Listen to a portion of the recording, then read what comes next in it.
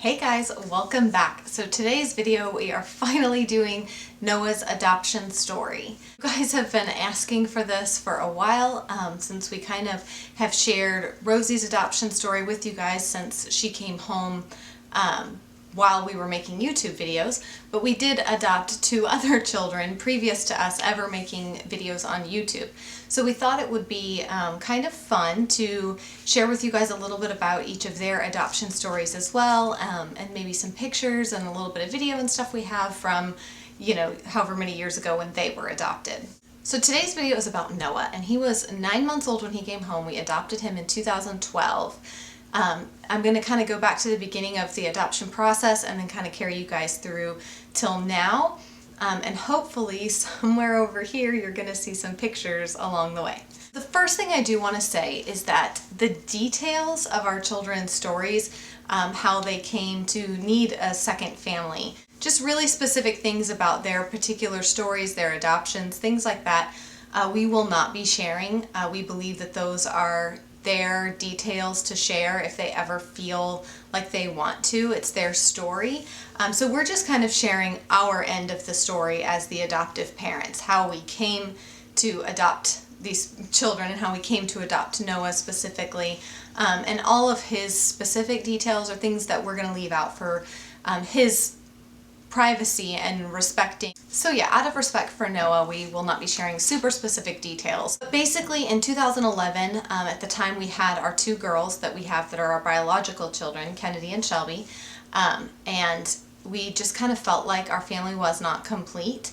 And so, you know, we had been talking about adoption for a long time. We talked about adoption from, I think the time we were dating even, I had brought it up, but we talked about it early on in our marriage and everything, but it was never a serious conversation. It was just kind of more of a passing, like, one of those days we want to adopt. Like, yeah, we would totally want to do that. And so this time, we had two little girls. We had just purchased our first home, this home that we live in now, and we felt like we were in a place where we really wanted to seriously talk about adoption. Shelby was 3 years old at the time, and we kind of knew we didn't want like a super huge age gap between our kids, all that stuff. We just really felt that the Lord was leading us to Africa, and so initially we thought maybe we would adopt from Ethiopia, but you know, God made it very clear that the doors were closing in Ethiopia for us and that that was not where we were meant to adopt from. And so we kind of started learning about Congo, and I will be totally honest, I knew almost nothing about Congo or DRC, the Democratic Republic of Congo. I knew almost nothing about that country when we began the adoption process. But as I began to research, I just, number one, I fell in love with the country, but number two, my heart was just broken for everything that the Congolese people have endured and everything that they've been through, and it's leaving, and then they're still going through today, and it's leaving so many children without parents. So we just knew that that was where we wanted to adopt from at that time. So we began the paperwork in 2011. That carried us, you know, getting all of that stuff done. I think we finally got our dossier, which is your big stack of paperwork. We finally got our dossier ready and sent to Africa, sent to the Congo in December. The dates are a little foggy for me now, but it was sometime in December that we finally got everything sent over. And just so you know that, just like a lot of people, when we first started the adoption process, we said we want to adopt a little girl, 0 to 2, and we want her to be, you know, totally healthy. And, you know, that was just kind of where our heads were at, which is totally fine. We found out in December that that the wait list was going to be a little longer than we had anticipated, and we were definitely kind of, you know, like bummed out, thinking, you know, they were basically saying it could be a year or more, get a referral specifically for young girls, because let's just be honest, that's what most people are looking for. I don't know what it is about us as humans and people that make us think that that's the safest choice kind of a thing, but it's just where a lot of people's minds naturally go. All that to say, in January, we got a phone call from our agency, and it's well known in the adoption world that if your agency calls you when you're a waiting parent, it's about a child. Like, they email you, whatever, they don't call you unless it's about a child. So when your phone rings and you see that agency's number, you like pee your pants. You're just so excited. So they called me in January, and I thought, they just told us it was going to be a year. So I like ran out on the front porch and I answered the phone, and our caseworker called and said, you know, Angela, I know you guys are on the wait list. You know, you're 3 or 4 people down on the wait list for a little girl. She said, but this little boy, and he's 2 months old, and he needs a family. And basically, like, all the people on the list ahead of us said no because they wanted little girls. And I didn't see a picture of him. I didn't, nothing. I called my husband and I said, we're going to have a little boy. And then he was like, okay, you know, I mean, obviously we talked about it, didn't like force him into it, but we talked about it and we both totally agreed that like God was bringing us this child and we were not going to say no just because he had different mechanics downstairs. So our world just completely shifted at that point of like, okay, now we're going to be adopting a little boy. And so we were waiting for his official referral. They have to pull together their file and get all their medical stuff done and all of that stuff. And we expected that it would be quick. It was not quick. 42, because I was counting, days later, I finally got the phone call from our agency saying, okay, we have his file. Are you ready to see his picture? And in all this time I hadn't seen a picture of him, and this was in March. And so I called my husband and I said, because I wanted us to see it together, you know, so I called my husband, I said, you get your booty in the car and you get home from work right now. And so he, you know, finished up everything at work, jumped in the car, and I mean to tell you that like 35-40 minutes between when I called him and when he came home, and I'm just sitting there at the computer like knowing that this email that contains the first photo I'm ever going to see of my son is like right there and I can't look at it yet. Oh, it drove me crazy. But yeah, so my husband came in and we just both jumped on the computer and opened it up and saw this photo of Noah for the first time, and we were both like so in love. We were like, oh my gosh, he's so cute. And you know, it was definitely a quick reality check too, because you can see in the background of a lot of the photos, the conditions that he's living in are not good.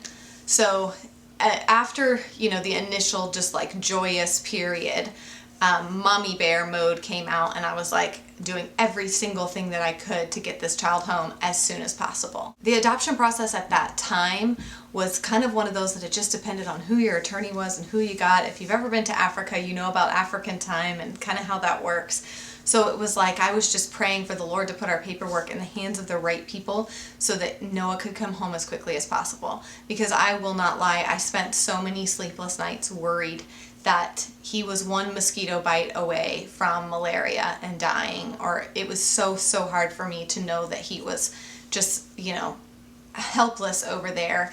And unfortunately, the orphanage that he was in was not a good one, and he was not being well cared for.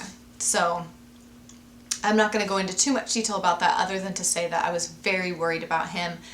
And so by the time spring came around, we passed through court and got through all of that part of the process, and then we just needed his passport and his US visa. But our agency, who I would absolutely never recommend to anyone, they were terrible. I knew more about the adoption process than they did. I had to call them and be like, we need to be doing this. Have you done this? Because I knew parents who had gone through the process already. So it was just not a good situation. So finally in July, I just said, that's it. I can't do this anymore. I'm getting on a plane. I'm going to get my son. I will finish the process there. So my mom and I, and this is, you guys ask a lot about how come my husband didn't travel with me to pick up my kids. Because Noah's specific situation, I didn't know how long I was going to be gone for. I got on a plane to go get my son out of there.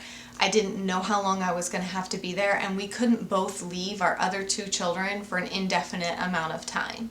So it just has worked out better for my mother to go with me, and my husband to stay home and, you know, continue to work and take care of our other children, so that when we brought Noah home, he could take time off work then and we could all be together. So I hopped on a plane, we got to Congo, and, you know, we stayed at a Procure, like a Catholic Procure. The grounds were beautiful. The staff was amazing. I still am in contact with many of them today via Facebook and stuff. I absolutely love them. I would love to go back and see them again. But anyways, I digress. So we got there on a Monday. On Tuesday, they took us to his orphanage, and I didn't find out until I got there that they weren't going to let me take him that day, which was ridiculous. We had already passed court. It was sort of a political ploy through different people. it was a manipulation tactic, long story short. So I went to his orphanage that day to meet him, but I didn't get to take him with me that day. And I will admit that was a Tuesday. They didn't end up bringing him to me until Friday, I believe. So those few days in between were some of the hardest days of my life. Knowing that he was so close to me yet I couldn't have him. It was so frustrating. But we went on Tuesday. I got to meet him. I will admit it was incredibly overwhelming to be in his orphanage. Sorry, the lighting is changing a lot in here right now. It was incredibly overwhelming to be in his orphanage, see the conditions that he was living in. There was over 100 children there and not more than just a couple of adults caring for them, adult women. It was not good conditions at all. So it was very hard to then leave him there that day. But they did finally bring him to me on Friday. And the person, our rep from our agency, just happened to be in Congo at that time working on the program stuff. So she went and picked him up from the orphanage and brought him to me at the Procure where we were staying. Hopefully I should be able to insert a video clip of that. I do have a video of kind of the moment that I met Noah. Where is he? Oh, he'd be up front. Where are you going? Hello, there's the bar. Where are you going? There they are. There they are.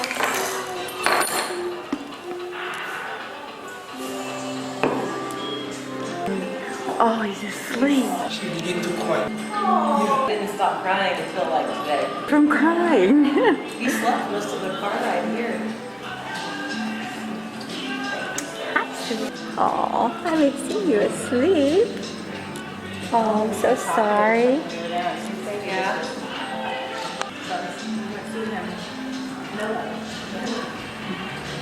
No snuggly babies.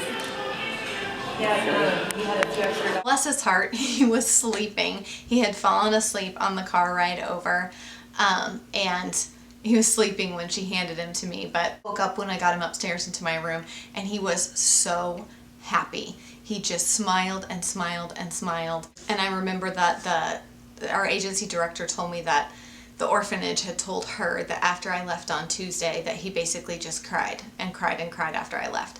I don't know if that's true or not, but he was definitely happy to see me on Friday. And we gave him his first bath. And you know, if you've ever adopted a child, especially a child out of an orphanage or a situation like that, there's something that is so incredibly special to me about that first bath.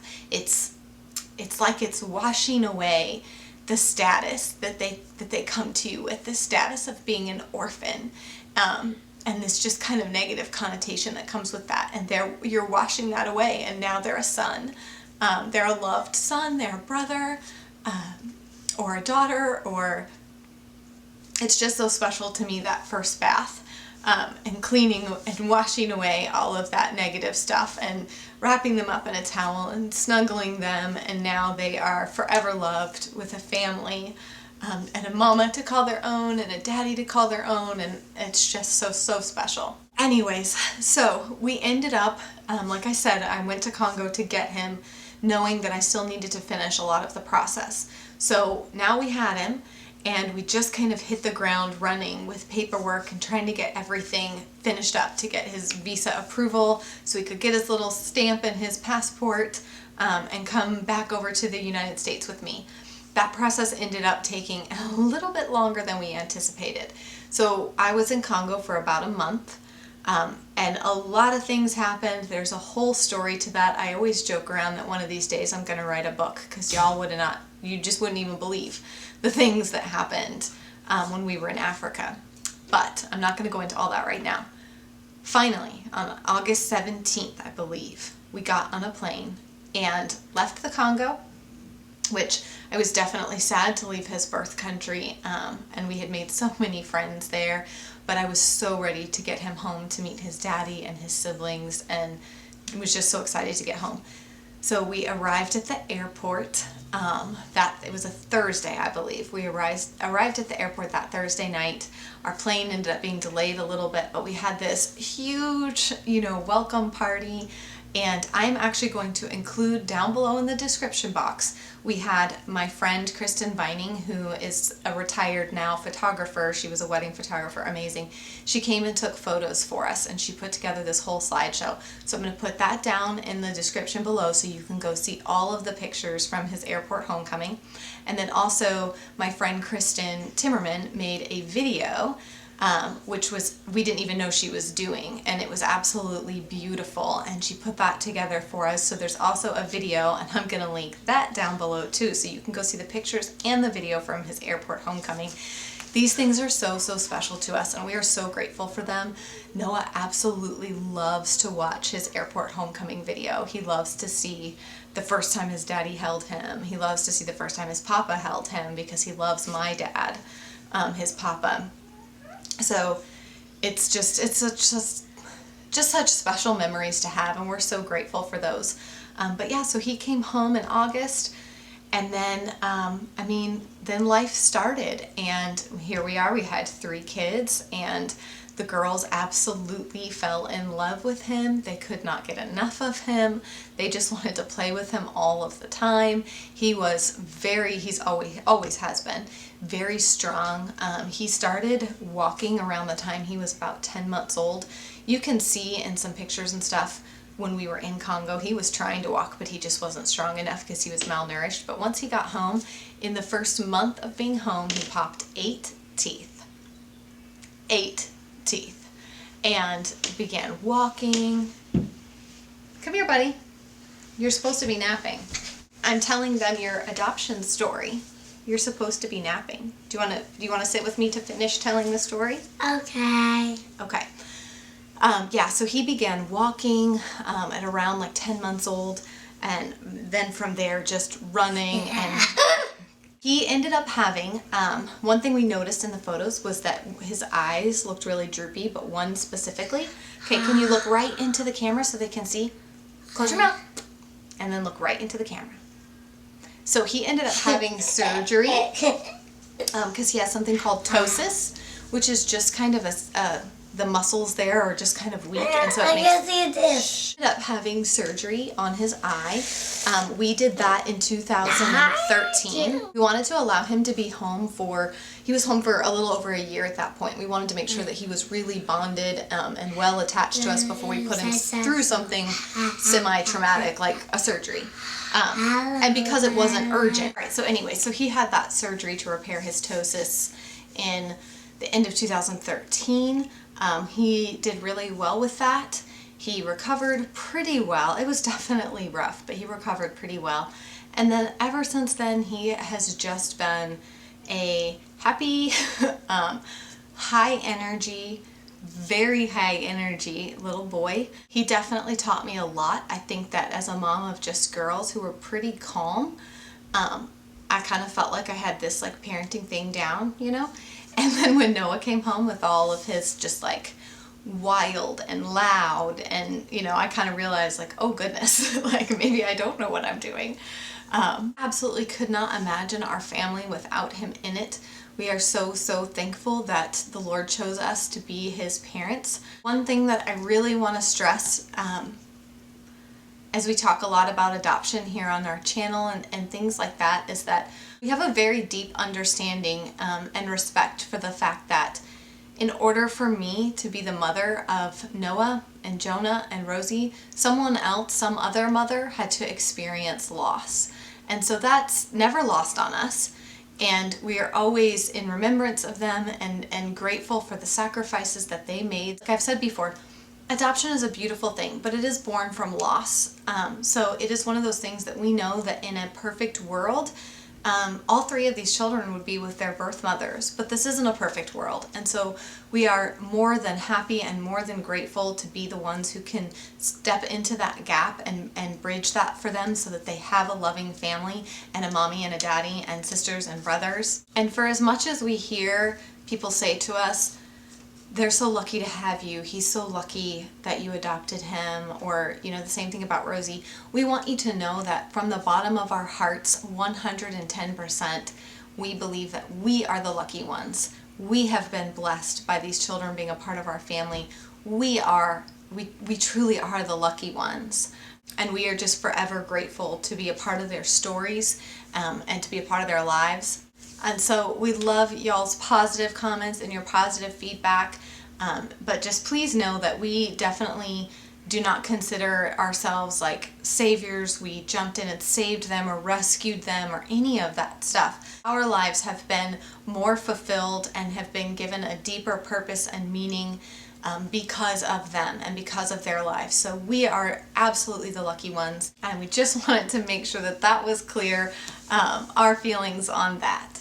Alright guys, so there you go. That is kind of Noah's adoption story. Like I said, don't forget to click down below in the description box and check out the pictures and the video that I posted down there so you can see Noah's kind of airport homecoming. Again, thank you guys so much for being here. Thank you for taking the time to watch this video. Be sure to give it a thumbs up if you liked it, and be sure to subscribe to our channel if you want to see more.